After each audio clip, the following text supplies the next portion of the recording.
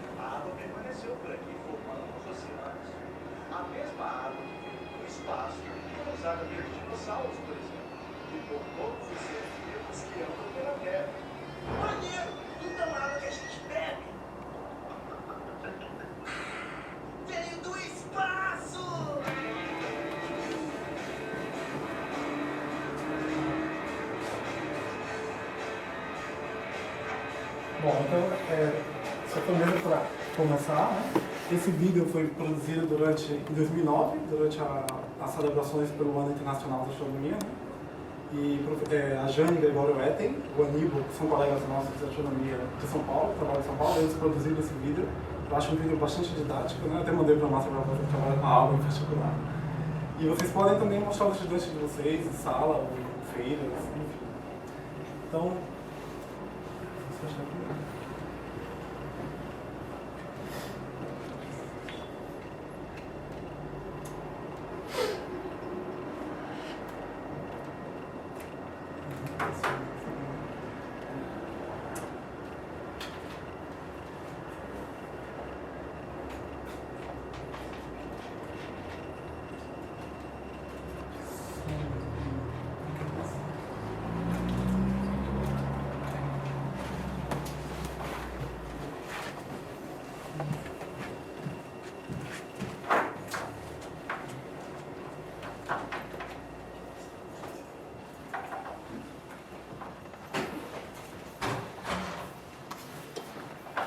Bom, então agora a gente pode...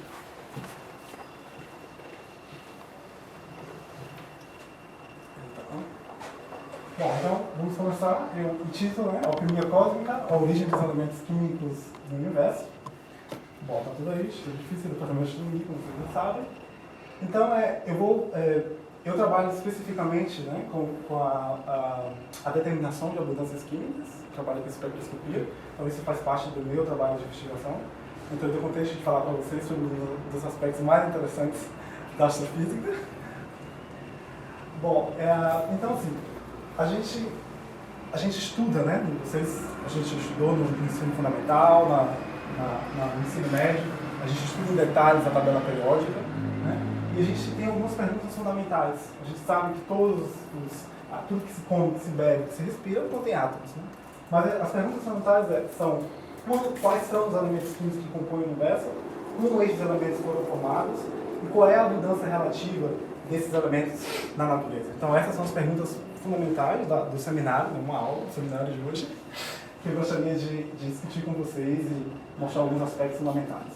Então este é um resumo do que eu vou falar hoje. Então eu vou começar com uma motivação, por que estudar esse tema, alguns elementos de contexto histórico, sem muitos detalhes, apresentar alguns conceitos fundamentais, que são importantes para a gente acompanhar o que acontece mais adiante no meu seminário.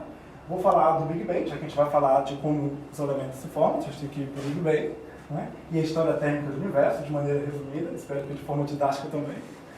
As 4 forças fundamentais. Em seguida, eu falo especificamente da nucleossíntese primordial, que a gente chama, para denominar a criação de hidrogênio, hélio e um pouco de lítio. Em seguida, eu falo da nucleossíntese estelar, que explica exatamente como elementos na tabela periódica, desde o carbono até o urânio, foram formados. E, bom, a apresentação de 2 filmes curtos, que eu já apresentei o primeiro, e no final eu apresento o segundo, da mesma série, Rockstar, só que é a formação dos metais, né? Não o mistério da água, mas a formação dos metais. Bom, então a primeira motivação que vocês, como professores do ensino fundamental ou do ensino médio, então, tratando de, por exemplo, formação de elementos químicos, né, falar para os estudantes que os elementos químicos estão toda a matéria, né, compõem toda a matéria. Então, por exemplo, o celular que todos os estudantes devem usar, um celular simples como esse, né, contém cerca de 43 dos 118 elementos químicos da tabela periódica.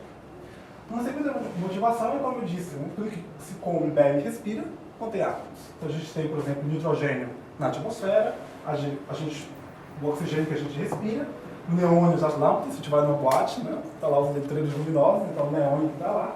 O próprio ferro no nosso sangue, o cálcio nos nossos ossos, o ouro, né, dos anéis, que a gente tanto gosta, né, diamantes, joias, e também o concreto, né, o dióxido de silício. Então, esses elementos estão em todos os lados. Uma terceira motivação que a gente pode justificar essa curiosidade por entender como os elementos químicos se formam é exatamente os elementos, quando a gente pensa nos elementos biogênicos. Então vocês viram no vídeo, né, fala que o corpo humano é composto basicamente de água. E é assim. Então 65% do nosso corpo, oxigênio, não hidrogênio, como a gente pode às vezes pensar, mas na verdade é oxigênio, porque a gente fala não em números, né? H2O, não 2 hidrogênio, mas oxigênio e massa, né? O carbono, 18,5%, o hidrogênio, 9,5%, aí a gente tem outros traços como nitrogênio, cálcio, fósforo, potássio, enxofre e outros também. Só que os principais são esses aqui. Então, os elementos que nos compõem como seres humanos, né, são esses principais aqui que são formados, como a gente vai discutir no seminário de hoje, em estrelas. A gente tem uma motivação também para entender como os elementos químicos se formaram, porque eles nos compõem. Bom, uma quarta motivação é quando a gente pensa na composição do universo. Qual é a composição do universo? Quais são as componentes principais que formam o universo? Então a gente tem, por exemplo, nessa receita, né, de formação do universo, a gente desconhece 68% aproximadamente, que a gente chama de energia escura. A gente também não conhece aproximadamente 27%, que a gente chama de matéria escura, e que a gente realmente conhece, que a gente chama de matéria ordinária, isso corresponde a aproximadamente 5%. Ou seja, por que nos preocupamos com aproximadamente 5% da matéria que compõe o universo, que a gente chama de matéria ordinária ou matéria bariônica? como é que vocês sabem que a gente não conhece essas matérias? A gente não conhece porque essa matéria aqui, a matéria escura, por exemplo, a matéria ordinária é a matéria luz, que a gente consegue medir. A matéria escura a gente conhece por métodos indiretos. Como ela não produz luz, a gente não consegue medi-la. A gente consegue detectá-la de maneira indireta. A energia escura é outra discussão. Então, a energia escura, a gente sabe que o universo é formado assim, de matéria escura, energia escura e matéria ordinária. Isso sai das equações, da maneira como a gente descreve o universo usando as equações de Einstein, por exemplo. Então, a gente sabe que a conta tem que ser isso aqui. Essa componente de escuro é uma componente de energia escura e matéria ordinária. Mas essas duas a gente não consegue medir. A energia escura em particular a gente não conhece, a gente não sabe. A gente sai das equações, a gente sabe que o universo está se expandindo de maneira acelerada. Então, essa aceleração, essa energia escura poderia ser explicação para essa expansão acelerada, mas o que é energia escura a gente não sabe. Agora, o que a gente consegue medir é a matéria ordinária, que é a matéria luminosa, ou seja, as galáxias, os planetas, as estrelas, todos nós formamos esse 5%. Okay? Então, por que nos preocupamos com 5%? Exatamente por isso. Porque esse 5% é interessante porque forma tudo que a gente conhece, que a gente quer medir e que a gente quer entender. Bom, então, esse é um pouco do contexto histórico. Então, foi na Grécia Antiga, né, entre os séculos 7 e os séculos 2 a.C., que os filósofos eles começam a tentar entender de forma objetiva as ideias filosóficas, as ideias científicas, né, para tentar explicar o universo, abandonar a coisa do mito, que a gente sabia que prevalecia nesse momento. Então, começa lá essa história de tentar entender de que composto o universo, e em particular no século 7 a.C., né, a ruptura do mito com as ideias, por exemplo, de Tales, Anaximandro, Anaximenes e outros filósofos pré-socráticos, que tentam, primeiro, discutir o princípio material primordial que forma o universo. Então, por exemplo, Tales ele sugere que seria a água, esse elemento fundamental, Anaximandro, o apeiron, Anaximenes, o ar, e assim por diante. No século VI, também com o objetivo de tentar romper com o mito, né, com a forma de descrever o universo de maneira mitológica, mas mais de forma filosófica, de forma mais objetiva, Empédocles ele propõe a teoria dos 4 elementos, onde o princípio material primordial do universo seria terra, fogo, água e ar. E depois, as ideias de Demócrito e Leucipo, né, que surge a ideia, na verdade, o Demócrito foi pupilo de Leucipo, então eles lançam a ideia do atomismo grego, ou seja, surge a ideia de átomo como sendo algo fundamental, o tijolo fundamental da matéria, indivisível, a gente já sabe que não é bem assim, eu vou comentar um pouco mais adiante no decorrer do seminário, mas enfim, só para dizer para vocês que essa tentativa de tentar entender a matéria vem daí, né, da Grécia Antiga, entre o século 7 e 2 a.C. Então, essa é a tabela periódica que a gente conhece hoje em dia, né? A tabela periódica formada, a gente estuda lá na química, né? Os períodos, as famílias, a gente sabe que essa tabela periódica compõe de alguns elementos que são encontrados naturalmente, outros elementos que são encontrados de maneira, que são fabricados em laboratórios, são os elementos artificiais. Os químicos dividem essa tabela em diferentes metais alcalinos terrosos, metais de transição, enfim, solo, líquido e gasoso, as diversas componentes. A gente estuda em detalhes essa tabela periódica. Então, essa tabela periódica que a gente conhece. Só que nem sempre foi. Onde começam os elementos artificiais? Então a gente vai. Os elementos artificiais aqui. Todos esses aqui são artificiais, por exemplo. Aqui está desconhecido. Né? Os elementos naturais que a gente conhece vai até o urânio.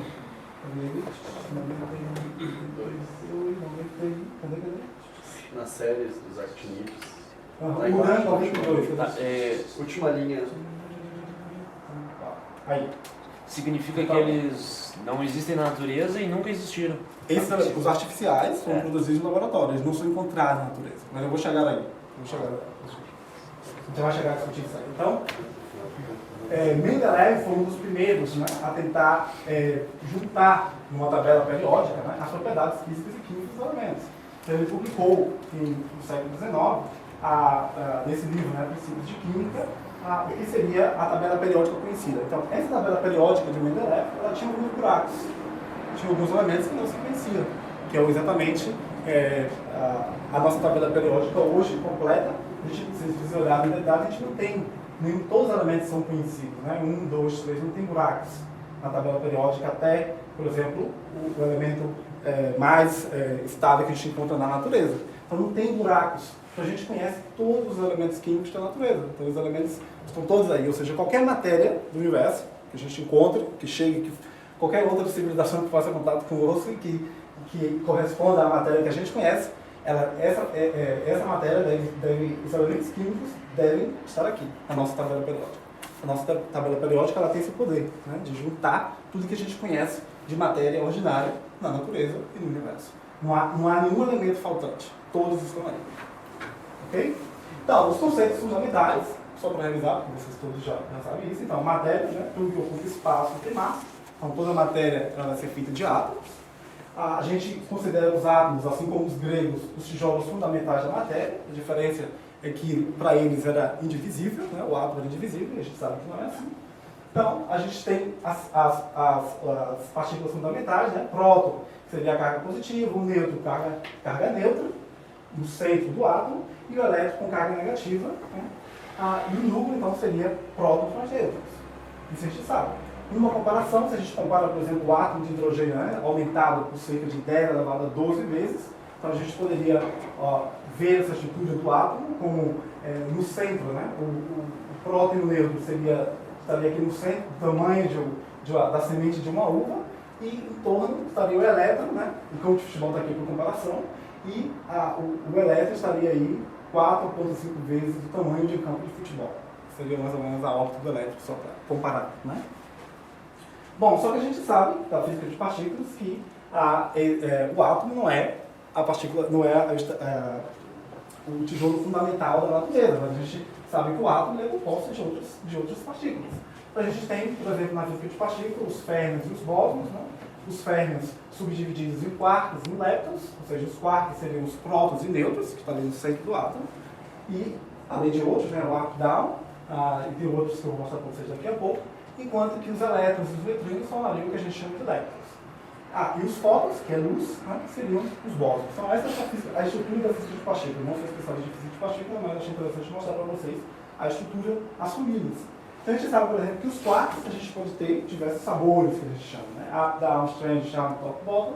Os leptons, a gente tem também lá 6 sabores, e sempre associada a essa matéria, a gente tem uma antimatéria associada. Então seriam famílias de matéria e antimatéria. Tudo isso é interessante para a gente daqui a pouco entender como os elementos se formam no mundo químico. Ok? Então, resumindo a história. Hidrogênio, por exemplo, o átomo de hidrogênio, a gente tem um próton e um elétron, 0 nêutrons. É o próton, o elétron. O hélio, a gente tem 2 prótons, 2 elétrons, 2 nêutrons. O carbono, a gente tem 6 prótons, 6 elétrons, 6 nêutrons. Ou seja, acrescentar um próton, a gente vai criar um novo átomo, e se a gente acrescenta um nêutron, a gente vai criar o que a gente chama de isótopo naquele átomo. Ou seja, uma versão mais gorda do átomo em questão. Bom, na tabela periódica, a gente lembra, né, que esse número na tabela periódica 8 diz para a gente qual é o número de prótons, enquanto que o 16 diz para a gente qual é o número de massa, ou seja, a soma de número de prótons mais o número de nêutrons. E aí está a tabela periódica, a gente sabe então quais são os prótons de todos os elementos, então por isso que a gente sabe que não está faltando nenhum elemento na nossa tabela periódica. Okay? Bom, só para lembrar, vocês lembram também da química, né, com algumas características da tabela periódica. Então, o raio atômico, como ele cresce e como ele diminui na tabela periódica. A energia de ionização, a gente sabe que a energia necessária para remover um ou mais elétrons do átomo, quando ele está no estado gasoso, então cresce de baixo para cima ou da esquerda para a direita. A gente viu tudo isso, afinidade eletrônica, que é a energia liberada, quando o átomo isolado no estado gasoso vai capturar um elétron, então cresce assim também. A eletronegatividade, né, que é associada com a força de atração exercida sobre os elétrons de uma ligação. Então, os químicos complicam muito. São muitos termos, são muitas formas de ver a tabela. Para os astrofísicos, que é o meu trabalho, a gente olha para a tabela periódica e diz: a tabela periódica ela é composta de hidrogênio, hélio e metais. Tudo o resto é metal. Carbono, nitrogênio, oxigênio, ferro, todos os elementos pesados formados por processos ASR, a gente chama de metal. Ou algumas vezes a gente usa o termo metalicidade. Algumas vezes para se referir particularmente ao ferro, mas outras vezes quando a gente soma todos os elementos pesados que não sejam hidrogênio e hélio. Lítio para nós a gente acaba chamando de elemento pesado, mas às vezes a gente faz alguma distinção. Mas só para dizer que a nossa tabela é mais simples. A gente diz hidrogênio, hélio e metais. Então qual é a composição de hidrogênio? Qual é a composição de hélio e qual é a composição de metais? O Sol, por exemplo. A gente vai ver tudo isso daqui a pouco. Bom, então eu fiz um resumo da tabela periódica, das características principais da tabela periódica, só para lembrá-los, né? Porque o que a gente estuda no ensino fundamental, no ensino médio, na universidade. Então, tá aí. E eu disse para vocês que eu trabalho particularmente com abundâncias químicas. Não do ponto de vista teórico, eu não sou um teórico, eu sou um observacional, eu vou para o telescópio, eu observo, eu calculo as abundâncias. Como é que a gente faz isso? Como é que a gente consegue determinar as abundâncias químicas desses objetos? Bom, aqui eu mostro para vocês aglomerados. Também são objetos que, coincidentemente, eu trabalho. Então, aglomerado jovem, aglomerado de estrela, a gente vê isso aqui, a gente olha para o céu, consegue ver, né? O aglomerado, por exemplo, as Pleiades famosas. Então, esse aglomerado a gente chama de aglomerados jovens. Esse outro aglomerado, o aglomerado globular, que eu também gosto muito, é o que a gente chama de aglomerados de estrelas velhas. Ou seja, estrelas jovens e estrelas velhas. É a nossa idade, mas a gente também classifica os objetos, a gente determina a idade dos objetos na astronomia. Então, como é que a gente sabe que esse aglomerado é jovem e como é que esse aglomerado, por exemplo, é velho? Então, a gente faz espectroscopia. Então, no século XIX, Auguste Comte, vocês devem ter lido em algum momento, né, um positivista, referindo-se ao Sol, estrelas e planetas, ele disse que nós podemos determinar as suas formas e suas distâncias, os seus tamanhos e seus movimentos, mas nunca seremos capazes de conhecer a sua composição química. Completamente errado. A gente faz isso hoje facilmente. Então a gente sabe que a luz branca vai atravessar o prisma, a gente consegue decompor esta luz, a gente tem um espectro, né, com diferentes cores, essas cores estão associadas a diferentes frequências, então a gente sabe que isso funciona muito bem. Então a gente usa espectroscopia para obter as abundâncias químicas. E as leis da espectroscopia, né, nessa parte de espectro, ela se resume ao que eu mostro aqui para vocês, que a gente chama de leis de Kirchhoff, também no século XIX, com vários experimentos, onde se pôde entender o que acontece. Então, um corpo quente, sólido, líquido, gasoso, né, ao atravessar o prisma, ele vai emitir um espectro que a gente chama de espectro contínuo. Se a gente tem um gás quente também atravessando o prisma, a gente despeça essa luz e a gente vai conseguir identificar cada linha dessa como correspondendo às diferentes linhas ou os diferentes elementos químicos daquele objeto que está emitindo aquela quantidade de luz. Além disso, a gente tem um objeto quente e faz atravessar um gás frio, e vê isso depois que atravessa um prisma, um espectrógrafo, né, um telescópio, a gente tem o que a gente chama de espectro de absorção, ou seja, cada linha escura dessa diz para a gente quais são as características químicas do gás frio onde aquela luz quente atravessou. Então, um número de linhas, né, diz para a gente quais são os elementos químicos e a posição dessas luzes também é importante, para dizer qual é o comprimento de onda. Então, isso é a espectroscopia, é isso que a gente faz para obter as mudanças. Então, por exemplo, aqui tem uma representação do espectro, ou seja, a intensidade que está associada com os átomos desse objeto que a gente está observando, com o comprimento de onda. Então, o espectro contínuo tem essa cara, que é um ponto negro, que vocês entendem muito bem. Linhas de emissão, então as linhas de emissão diz para a gente algumas características do objeto que está emitindo, e cada linha dessa vai correspondendo a uma cor diferente aqui, uma posição diferente, e aqui o espectro típico em absorção. De novo, cada linha dessa dizendo para a gente qual é o comprimento de onda. Então, uma linha em absorção ela também poderá ser vista em emissão, exatamente no mesmo comprimento de onda. Então, as leis de Kirchhoff diz que é possível. Tá aí um exemplo, linhas de emissão, então, mercúrio, hidrogênio, sódio, oxigênio, hélio, argônio, neônio e lítio. Né? Então, todos esses elementos químicos, eles têm impressões químicas digitais. Cada linha dessa tem um comprimento de onda específico. Então, isso é a caracterização mesmo genética do que a gente está observando. Né? E aqui um exemplo da linha de absorção também. Né? Uma estrela, com diferentes elementos químicos, cálcio, a garrafa, né? Hélio, cálcio, magnésio, diferentes linhas e diferentes comprimentos de onda. Aqui em particular não existe. Então, a gente faz isso. Um exemplo de praticidade, recentemente eu trouxe esse resultado para vocês, que são colegas meus de Austrália, eles publicaram na Nature, né? Uma relíquia do universo. Ou seja, eles observaram o espectro em absorção, aqui, né, de uma estrela, e perceberam que nesse espectro tinha poucas linhas de ferro. Então essa estrela ela era uma estrela que, como não tem ferro, então é uma estrela velha. Calcularam através de modelos e detectaram então a idade dessa estrela em torno de 13,6 bilhões de anos. Ou seja, esse objeto que eu estou mostrando para vocês, publicado esse ano, seria então um objeto, uma estrela mais velha do universo, descoberto por espectroscopia. Então é só um exemplo da praticidade, né, do que a gente faz. Para não falar só dos outros, mas também falar de mim, então eu mostro para vocês também um trabalho, agora aqui não no óptico, mas no infravermelho, que é uma outra janela do espectro eletromagnético, que eu vou mostrar para vocês daqui a pouco.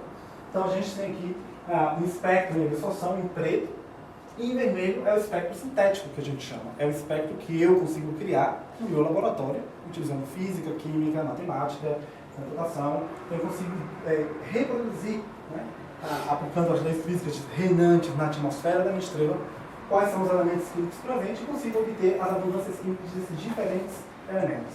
Então, nesse caso em particular, nesse espectro em particular, eu utilizei um telescópio, o que a gente chama de Gemini Sul, que o Brasil tem acesso, inclusive, que está situado no Chile. E o espectrógrafo chama-se Phoenix, que é o espectrógrafo que trabalha nesse componente de onda em particular, no infravermelho. Okay? Só para dar alguns exemplos. Além disso, a gente pode usar outros telescópios, são vários telescópios, né, operando no óptico, no infravermelho. Então, aqui eu estou mostrando para vocês uma das minhas missões recentes, no Keck, em dezembro do ano passado, um telescópio de 10 metros, situado no Havaí, e também fui lá medir espectros parecidos com o que eu mostrei anteriormente. Então, além do espectro visível, que eu mostrei para vocês, basicamente nos últimos slides, essa pequena janela aqui, a gente consegue também utilizar outras janelas, que é o espectro eletromagnético. A gente consegue observar no rádio, no ultravioleta, no raio-x, no raio gama, usando diferentes técnicas. Né? Então, a gente consegue observar, por exemplo, a nossa galáxia, que eu mostro para vocês, a galáxia em diferentes comprimentos de ondas, em diferentes janelas. Então, cada janela dessa me dá uma característica diferente do meu objeto. Então, para isso serve a espectroscopia. Então, eu espero que tenha convencido vocês que a gente consegue, de fato, obter as abundâncias químicas dos objetos e determinar as abundâncias químicas daqueles elementos utilizando, por exemplo, a espectroscopia. Mas, perguntas fundamentais, né? Alguém fez a pergunta fundamental, de onde vêm os prótons, nêutrons e elétrons? Né? Esses são a gente viu que são os tijolos fundamentais. Está lá o átomo é um composto de prótons, nêutrons e elétrons. Então, de onde vem? Então, vamos começar a responder essas perguntas. Então, a resposta vem do Big Bang, ou seja, todos eles têm uma idade muito mais do que a nossa idade, né? 13,7 bilhões de anos. Bom, vem do Big Bang, a gente usa o método científico, a gente não sabe responder todas as perguntas da teoria mais aceita de formação do universo, mas a gente utiliza o método científico, não preciso dizer para vocês todas as características, todos aqui entendem muito bem o método científico. A gente consegue também fazer simulações usando aceleradores de partículas, por exemplo, Large Hadron Collider, que está situado entre França e Suíça, um túnel de 27 km. A gente consegue acelerar partículas aí e consegue pelo menos tentar, né, simular o que aconteceu nos primeiros momentos de formação do universo. Bom, mas essa é a primeira evidência de que o universo, né, que poderia ser o Big Bang. Então, está aí em 1929, Edwin Hubble, quando ele observa galáxias, né? E ele consegue determinar, por exemplo, as velocidades radiais de diferentes objetos. Então, aqui tem um exemplo, né, da aplicação da lei de Hubble. Então, a gente tem lá um espectro, que eu já mostrei para vocês, vocês já sabem o que é. A gente identifica algumas linhas desse espectro, aqui é a linha H e K de cálcio. Aí a gente plota, faz um gráfico da velocidade que a gente consegue aqui, usando o efeito Doppler, que todo mundo conhece o efeito Doppler, todo mundo entende o efeito Doppler, né? Então, utilizando o efeito Doppler basicamente, a gente consegue determinar a velocidade radial, a gente sabe, por exemplo, a distância desse objeto, e está aqui o ponto. Velocidade, distância. Observa um outro objeto, faz a mesma coisa, calcula a velocidade radial, a gente sabe o que é a distância. Observa um outro, observa vários objetos e faz análise de como a velocidade se comporta com a distância. Então, essa é a lei de Hubble. Hubble descobriu que existia essa proporcionalidade entre velocidade e distância.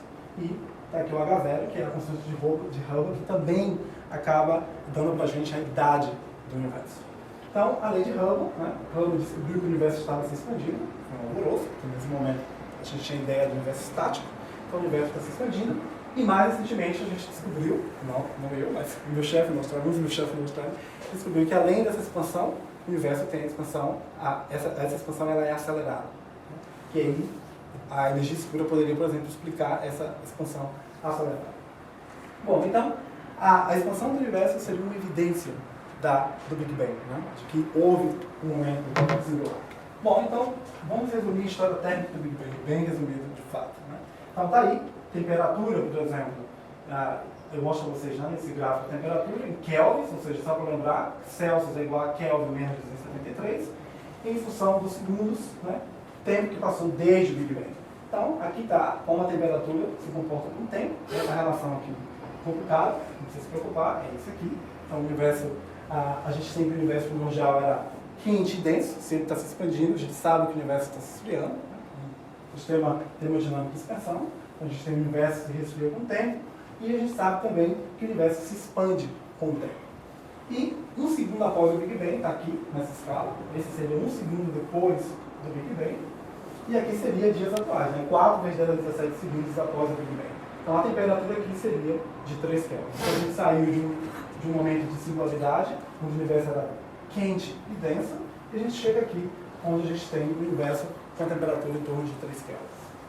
Bom, o conceito de temperatura, a gente tem esse conceito, ou seja, a temperatura é a média de nível de agitação das partículas. A gente sabe, por exemplo, a diferença entre frio, morno, quente e muito quente. Então, num sistema muito quente, a gente vai ter uma agitação mais acelerada dessas partículas.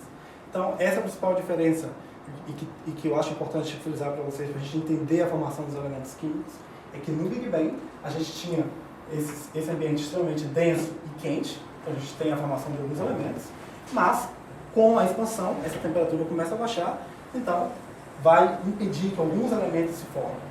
E aí a gente vai ter que tentar entender onde esses elementos toda a tabela periódica são formados, né? Quais são as condições. Então, está associado à temperatura. Bom, então nesse gráfico que eu mostro para vocês de temperatura e tempo desde o Big Bang, então não vou entrar em detalhes agora, mas vamos dividir esse gráfico em duas regiões, que seria o domínio da radiação e o domínio da matéria, onde a fronteira aqui seria que eu estou chamando de recombinação. A gente vai ver detalhes daqui a pouco. Né? E o nosso hoje, o momento zero aqui, nosso, seria né? passados alguns anos desde o Big Bang. Então, nesse primeiro momento, a gente tem lá elétrons, pósitrons e radiogâmeos em equilíbrio entre produção e aniquilação de partículas. Eu falei para vocês que as condições do Big Bang eram exatamente essas: alta temperatura, alta densidade. Então, a gente tem lá criação de partículas ou aniquilação de partículas. Eu disse para vocês no início, na física de partículas, a gente tem as famílias das partículas e sempre associada a ela uma antipartícula. Como o universo é tão denso, a gente tem basicamente fótons, né? E tem que ser fótons de raio gama, porque a temperatura é altíssima, densidade também. Então, fótons de raio gama, esses fótons se encontram e criam partículas. Né? Então, está aqui. Quem diz isso para a gente? Einstein. A gente sabe que energia é igual a mc². Então, fóton é energia, luz, né? Energia. Então, campo magnético, campo elétrico variando com o tempo, a gente tem energia aí associada. Então, dois fótons se combinam e eles acabam formando partículas, elétron e um antielétron. Sempre que cria matéria, a gente cria antimatéria. E quando a matéria e a antimatéria também se encontram, se aniquilam. E a gente tem a formação, por exemplo, de fótons de raio gama. Né? Então, as condições do Big Bang, né? No Big Bang, as condições ali, permitem que a gente consiga ter esse cenário, criação e aniquilação de partículas todo o tempo. E assim a gente cria essas partículas fundamentais. Além disso, uma outra coisa interessante para entender a formação dos elementos químicos é pensar nas forças do universo. Né? Então está lá o Big Bang, as forças estavam todas unidas, a gente não se conhece em detalhes a física do que acontece aí, mas a gente sabe que com a expansão, né, o universo vai se resfriando e no decorrer do tempo essas forças vão se separando. Então aqui eu mostro para vocês as 4 forças fundamentais: a gravidade, a força fraca, a força eletromagnética e a força forte. Então a gente conhece essas 4 forças, né? Como elas atuam. Essas 4 forças, elas vão atuar de maneira diferente. Por exemplo, a força gravitacional, que a gente conhece bem, então ela vai atuar em grandes escalas. Né? A força fraca, ela vai atuar, por exemplo, ela é importante nas reações nucleares. A força eletromagnética, ela vai ser importante na química, na biologia. A gente sabe como a força eletromagnética se manifesta, né? A gente tem cargas, a gente já conhece tudo isso. A força forte, ela vai exatamente ser importante no núcleo, no interior, as distâncias muito pequenas. Então a força forte acaba atuando. Então, entender a relação dessas 4 forças fundamentais também é importante para entender como os elementos químicos se formam. Bom, então a gente tem formação de hidrogênio, por exemplo. Então, hidrogênio e deutério são os primeiros gases a se formar. Então, praticamente, o hidrogênio é composto de um próton e um elétron. O deutério, que eu já falei para vocês aqui, é o isótopo, né? Então, é o isótopo de hidrogênio, ou seja, a gente tem um próton, um nêutron e um elétron. Então, esses são os primeiros a se formar. Então, os prótons, os nêutrons e os elétrons são os tijolos fundamentais. A partir deles, a gente consegue formar todos os outros elementos químicos da tabela periódica. No nêutron livre, ele vai viver apenas cerca de 10 minutos antes de virar um próton. Então, a gente vai ter aí nesse ambiente, né, isso acontecendo. Então, o universo, no final, ele vai ficar cheio de prótons e cheio de nêutrons. Essas prótons e nêutrons estão lá todo o tempo. Bom, como se forma então o deutério? Então, os prótons, eles se fundem aos nêutrons, adicionam os elétrons e formam o deutério. Né? Então, a gente tem, por exemplo, aí, prótons e nêutrons se fundindo formando o deutério. Bom, nesse momento, né, a essa temperatura e a esse instante depois do Big Bang, a gente tem prótons e nêutrons formando poucos núcleos de hélios e os outros permanecem como hidrogênio. Então a gente tem hidrogênio, né, basicamente hélio. Então como é que se dá a formação do hélio? O hélio, a gente já sabe, né, qual é a massa do hélio. Então basicamente tem dois átomos de deutério que se juntam e formam o deutério H2, né, formam o hélio 4. Bom, só que a natureza não é tão assim, ela joga dados conosco, né? Então, a gente olha na tabela periódica, vocês vão perceber que não há números estáveis com massas, por exemplo, 5 e 8. Então, há uma quebra aqui.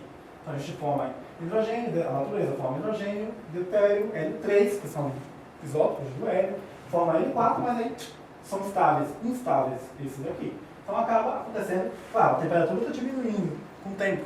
Então, vocês percebem que chega um momento que ela não consegue. Então, quase nenhum elemento mais pesado do que hélio é produzido nas condições de temperatura e densidade do Big Bang após 3 minutos, que são esses elementos de hidrogênio e hélio são formados nos primeiros 3 minutos após o Big Bang. Então, isso é o que eu chamo de nucleossíntese primordial, né? Que nós chamamos de nucleossíntese primordial, né? Ou seja, o hidrogênio e o hélio do universo, 75% é formado aí, né, no Big Bang, enquanto que 25% seria hélio. Então, se a gente olha para o Sol, por exemplo, o nosso Sol. Então, o nosso Sol, daqui a pouco eu vou entrar em detalhe, mas vocês já devem ter esse conceito. O Sol, ele está convertendo nesse momento hidrogênio em hélio. Então, só que o Sol não é 75% hidrogênio nem 25% hélio. Ele tem um pouco mais, ele tem outros elementos. Os elementos que eu chamo de metais, os pesados. Então, seria 2% desses elementos pesados. Né? Mas, primordialmente, a gente tem 75% de hidrogênio e 25% de hélio. Ou seja, o hidrogênio e o hélio da tabela periódica foram formados nos primeiros 3 minutos após o Big Bang. Então, está aí a tabela periódica hoje, né? Com todos os seus elementos naturais e os artificiais incluídos. Hidrogênio, hélio e um pouco de lítio, ele é formado nos 3 primeiros minutos. Né? Um pouco de lítio. Até aí. Depois daí já não consegue formar mais nada. Então, 45% de hidrogênio e 25% hélio. E o que acontece com os outros elementos? Bom, continuando a história, então nesse momento que a gente chama de domínio da radiação, os fótons eles vão ser espalhados pelos elétrons livres, a gente tem elétrons lá, então a gente sabe que os fótons vão estar em equilíbrio com a matéria nesse momento aqui que a gente chama de domínio de radiação até esse período de tempo aqui. Os fótons vão descer para um corpo negro, com a mesma temperatura da matéria, né, que a gente chama de domínio da radiação, só que quando o universo se esfria, né, a essa temperatura, nesse momento aqui, nesse tempo aqui, ou seja, a uma distância que a gente chama de redshift 1000, então o que acontece? Os prótons e os elétrons, eles recombinam para formar os átomos. Então o universo se torna transparente aos fótons. Os fótons que não conseguiam passear, eles conseguem finalmente passear e a gente consegue ver, na verdade, a gente consegue detectar esse momento do universo que a gente chama de superfície de espalhamento. Ou seja, essa é o momento de transição entre a radiação e a matéria. Ou seja, a matéria agora finalmente vai estar livre para ser formada. É o que a gente chama de recombinação. Então a temperatura aí em torno de 13 micrômetros, né, na recombinação. Ok? Então, já falei, depois da recombinação, os fótons vão poder viajar livremente no espaço. Só que esses fótons vêm de regiões muito distantes. O universo está expansando. Então, no final, o comprimento de onda dessa radiação, ele vai sofrer esse efeito de expansão. Por isso chega para a gente num determinado comprimento de onda, que é exatamente o que valeu o prêmio Nobel em 78. Então a gente tem evidências observacionais de que isso acontece, de que o Big Bang é assim. A gente tem evidências não apenas com base na expansão cósmica, também na nucleossíntese primordial, que a gente calcula, teoricamente, qual é as abundâncias químicas desse momento do universo, e isso bate com o que a gente observa. Além disso, a gente tem exatamente o que a gente chama de radiação cósmica de fundo, que é a evidência de que aconteceu a redshift 1000, essa recombinação, né, quando os fótons começam a melhorar. E isso vem exatamente desses experimentos todos. Né? Na verdade, isso foi uma previsão teórica de 1940. Esses dois cientistas, eles detectaram, por acaso, uma radiação cósmica de fundo e, ao conversarem, né, com outros cientistas também que faziam os mesmos cálculos, eles perceberam de que esse ruído de fundo que se encontrava poderia ser exatamente o momento de recombinação do universo. Claro que em 92, 2003 e 2013, né, foram desenvolvidas missões espaciais específicas para estudar a física, né, dessa última superfície de espalhamento.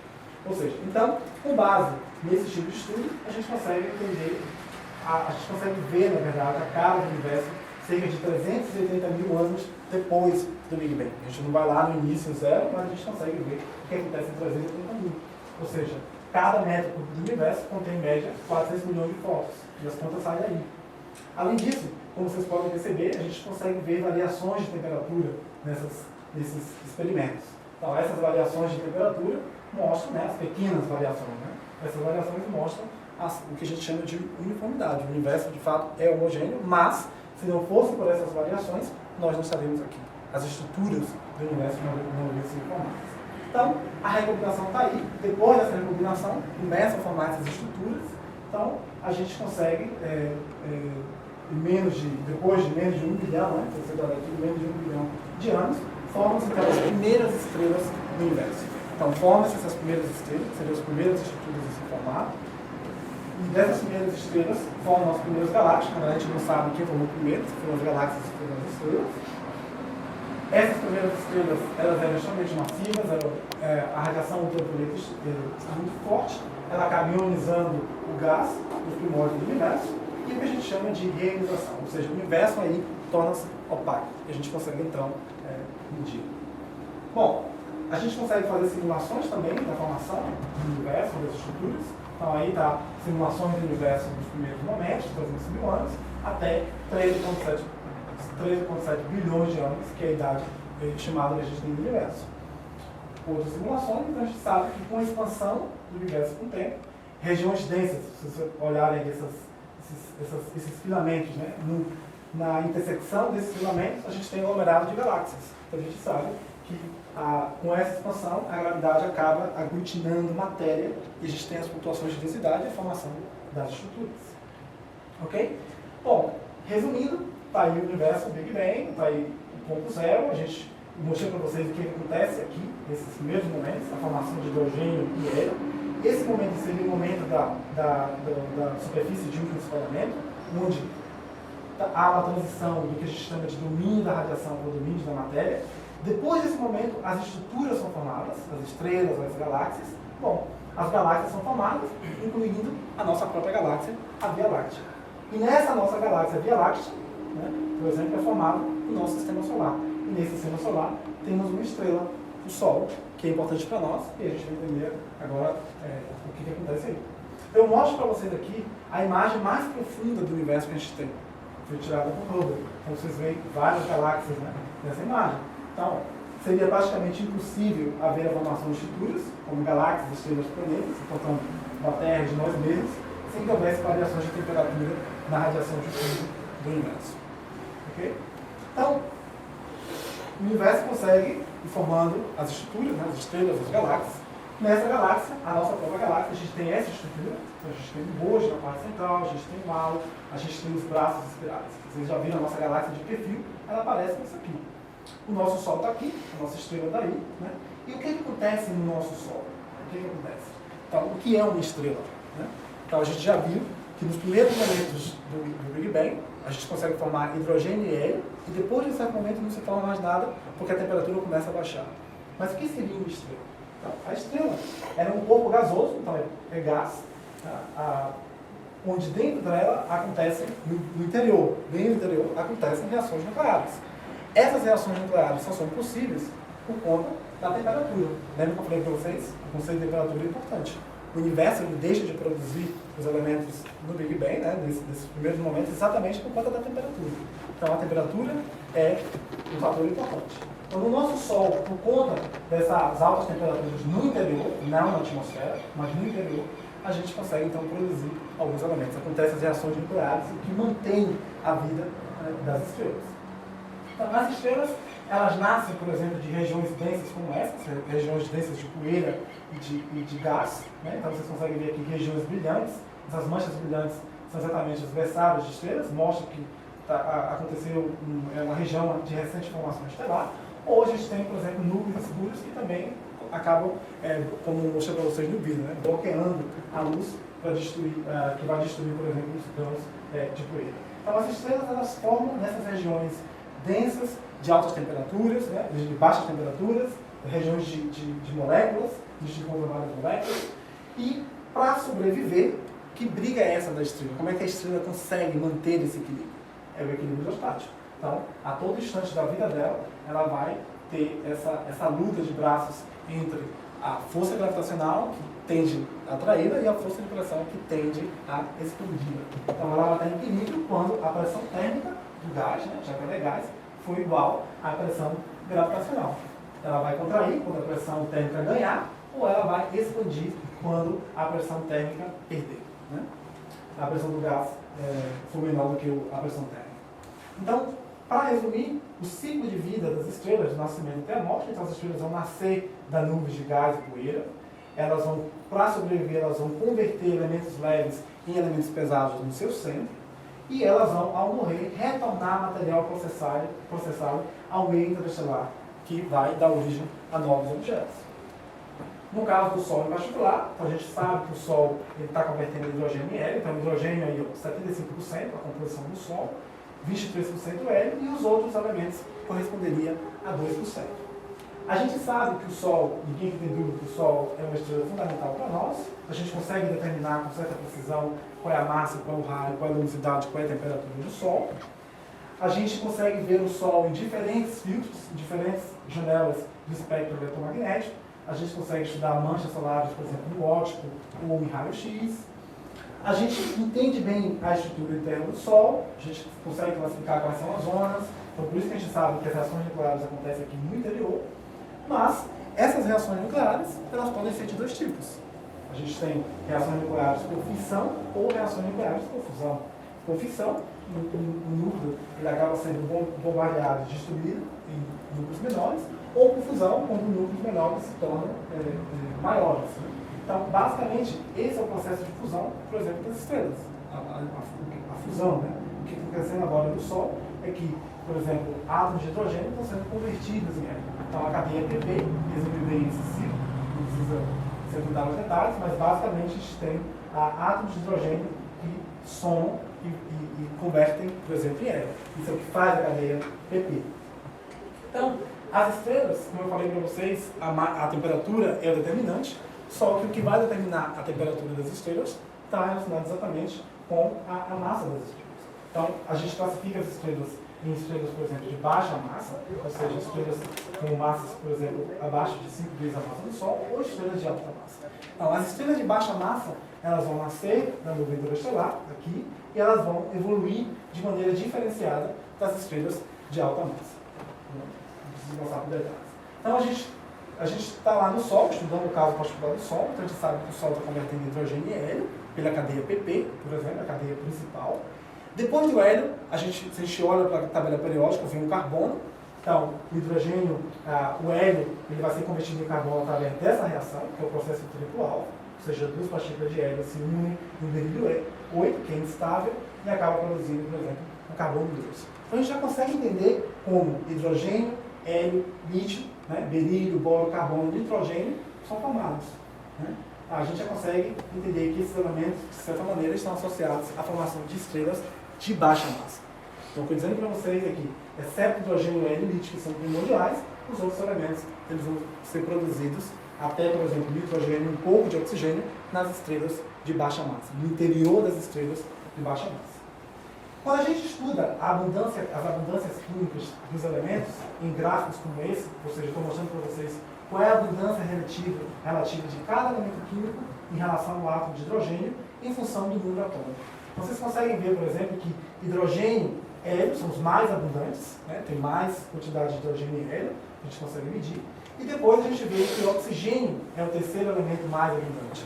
Então, é uma informação interessante para vocês. O oxigênio que nos forma, que forma o corpo humano, ele é o terceiro elemento mais abundante do universo. Então, a matéria principal do nosso corpo, né, é a terceira mais abundante do universo. Bom, as estrelas de alta massa, por exemplo, elas, a alta massa acima de 5, 8 vezes a massa do Sol, então a gente vai ter caminhos diferentes na sua evolução. Então, as estrelas vão acabar terminando, por exemplo, como estrelas de nêutrons ou buracos negros. Mas, no decorrer de sua vida, as estrelas de alta massa também vão ter que converter hidrogênio em hélio, hélio em carbono. A diferença é que as estrelas de baixa massa, por conta da baixa massa, elas não vão conseguir converter elementos acima, por exemplo, do carbono. Ou, né, vai morrer, por exemplo, o nosso Sol, como exemplo, ele vai acabar com uma estrela que a gente chama de anã branca, com um núcleo degenerado de carbono no seu centro. As estrelas mais massivas, elas, por conta da massa, que é muito maior, então as temperaturas são muito mais elevadas, de novo, a temperatura como um fator principal, essas estrelas elas vão conseguir converter mais elementos, né? Elas vão conseguir ter combustível, como a gente chama, não é a melhor palavra, para conseguir seguir no processo de fusão. Então ela vai conseguir converter hidrogênio em hélio através do ciclo CNO, nas estrelas massivas. Depois, os elementos formados, por exemplo, como carbono, ele vai começar a capturar o Hélio-4 formando o oxigênio 16. O oxigênio 16 vai capturar Hélio-4 novamente, forma neônio. O neônio 20 vai capturar o hélio de novo, o Hélio-4, e forma magnésio. E assim sucessivamente. Esse é apenas um dos possíveis caminhos. Ou seja, nas estrelas massivas, a gente tem a garantia de que os outros elementos mais pesados serão formados. Agora, se vocês perceberem, esses elementos mais pesados que estão sendo formados, por exemplo, o carbono, o oxigênio, o neônio, o magnésio, o silício, o enxofre, se vocês perceberem, todos eles têm número atômico: 6, 8, 10, 12, 14, 16. Então, eles são sempre múltiplos de 4. Então, por isso que a gente chama esses elementos de elementos alfa. Então, vocês percebam que os elementos de Z par, né, todos eles têm Z par, 6, 8, 10, 12, eles são fundidos pelos hélios, pelo hélio. Né? Eles são comuns ao processo de captura do hélio. Mas, até onde a estrela consegue fundir esses elementos químicos no seu interior? Então, eu mostro para vocês aqui esse gráfico que diz para a gente como seria o comportamento da massa por partícula nuclear em função da massa atômica.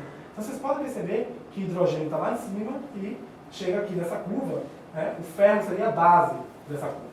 Então, o ferro está aí exatamente porque nem fusão nem fissão pode acontecer a partir desse momento. Ou seja, no interior das estrelas, a gente só pode ter garantia de fusão desses elementos com liberação de energia, porque a todo momento lembra que a energia é igual a mc², até o ferro. Então a estrela não vai conseguir produzir nada acima do ferro. Então, tá aí. Hidrogênio e hélio primordial, carbono e nitrogênio, a gente viu que está associado com as estrelas de baixa massa, um pouco de oxigênio, mas o oxigênio também está associado com as estrelas de alta massa. As estrelas de alta massa elas conseguem produzir todos os outros elementos químicos até o ferro. Ok? Mas o que acontece com todos os outros elementos químicos da tabela periódica? Como é que eles aparecem? Então, vamos seguir. Eu mostrei para vocês que a estrela de alta massa, né, ela vai queimando diversos elementos, e a estrutura é muito parecida com essa aqui, que é a estrutura que a gente chama de estrutura de casca de cebola. Então a gente começa com hidrogênio, depois funde para o hélio, carbono, oxigênio, neônio, magnésio, silício, e quando chega no ferro, acontece algo extraordinário aí, exatamente por conta do gráfico que eu mostrei anteriormente. A estrela não vai conseguir fundir, né? As escalas de tempo associadas a essas fusões estão aqui, ou seja, o hidrogênio, no caso de uma estrela massiva de 25 vezes a massa do Sol, ele vai ser fundido em hélio numa escala de tempo de 700 milhões, o hélio vai ser fundido numa escala de tempo de 500 mil anos, e o silício, por exemplo, vai ser muito rápido, um dia. E o silício é um momento anterior ao ferro. Então, tá aí. Vocês já devem ter escutado falar das supernovas, né? As supernovas tipo 2, por exemplo, então está aí o campo do meio interestelar, então vocês estão vendo essa estrelinha aqui, e agora eu mostro para vocês o que acontece depois da explosão da supernova tipo 2. Então, esse é um exemplo clássico de uma estrela massiva que explodiu, porque ela não conseguia mais seguir o seu processo de fusão no interior, então ela explodiu e injetou no meio interestelar todos esses elementos químicos que foram formados no seu interior. Ela poluiu o meio interestelar desses elementos químicos.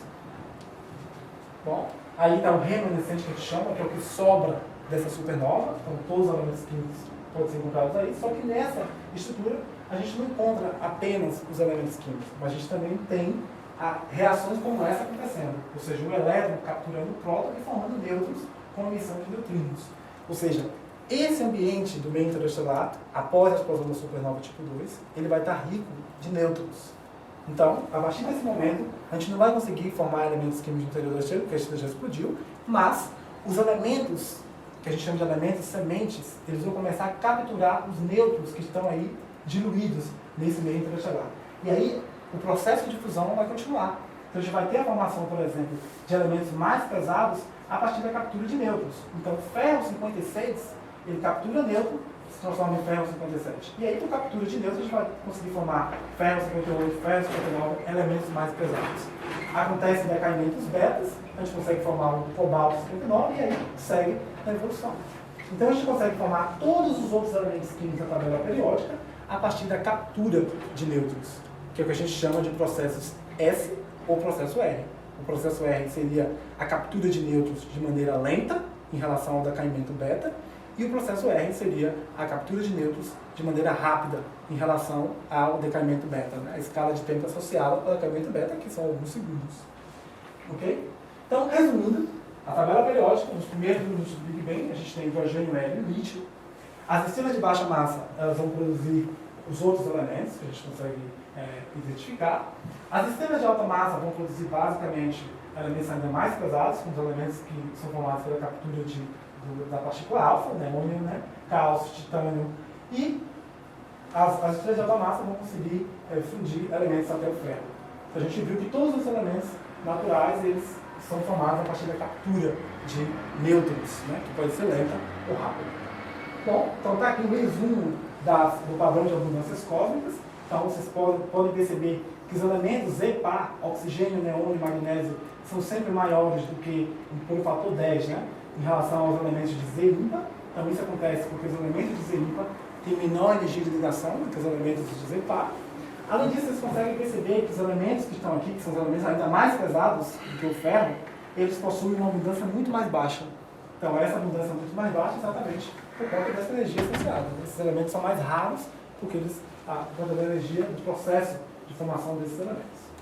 O que é que isso tudo tem a ver conosco? Né? O que é que tem a ver conosco, toda essa história que eu estou contando para vocês? Então, eu disse para vocês que as estrelas, elas se formam de uma nuvem molecular. Só que as estrelas, o nosso Sol não se formou sozinho. O nosso Sol se forma, a mesma nuvem molecular que dá origem ao sistema solar, né? Ele também, que deu origem ao Sol, é a nuvem que deu origem ao sistema solar.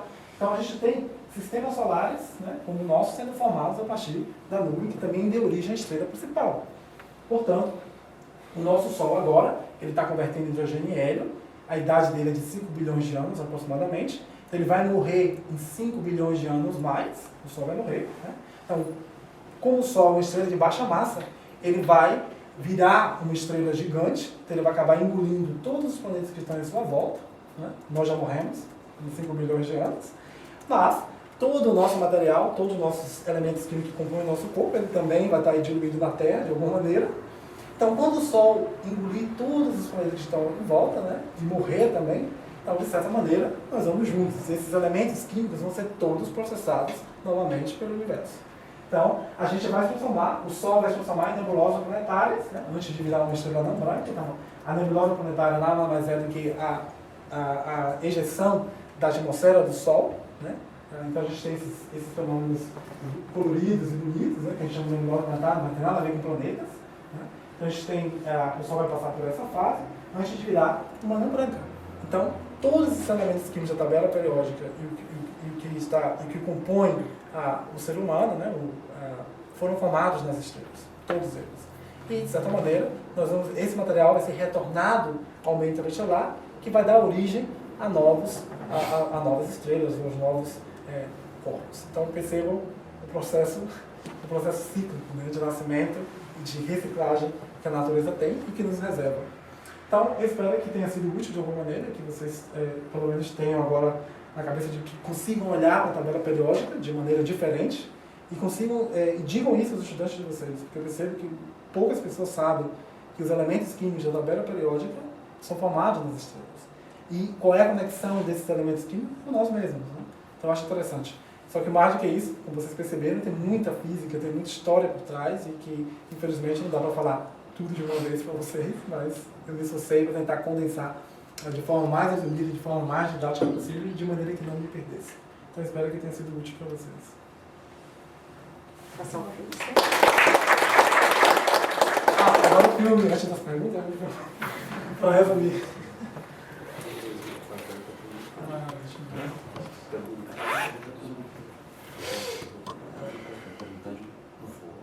Eu tenho outro.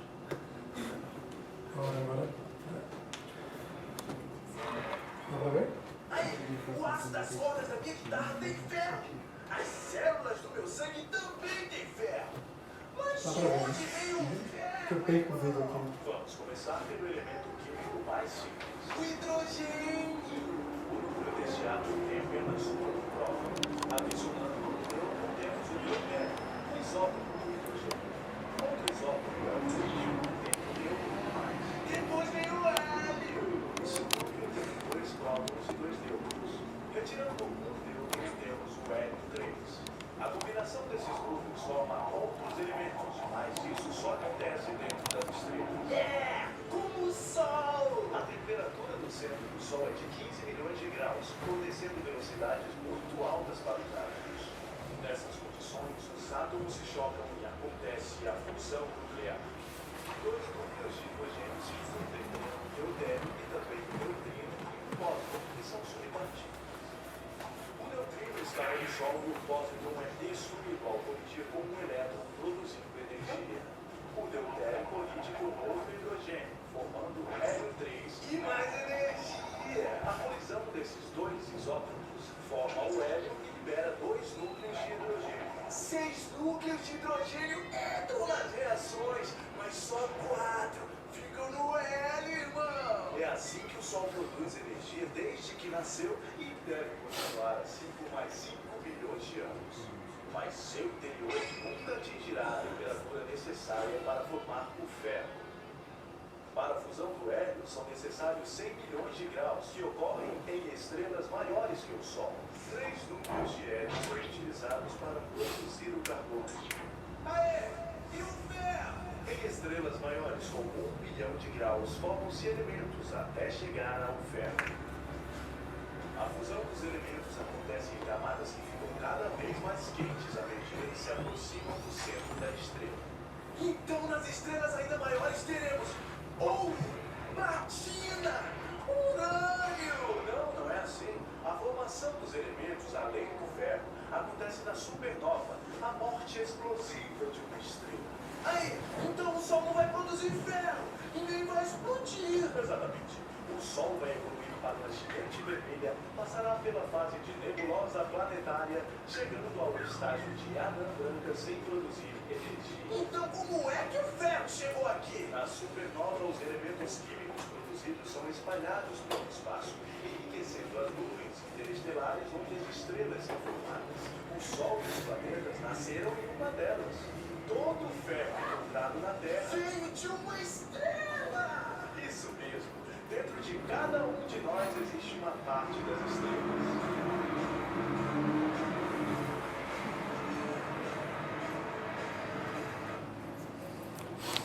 Bom, pessoal,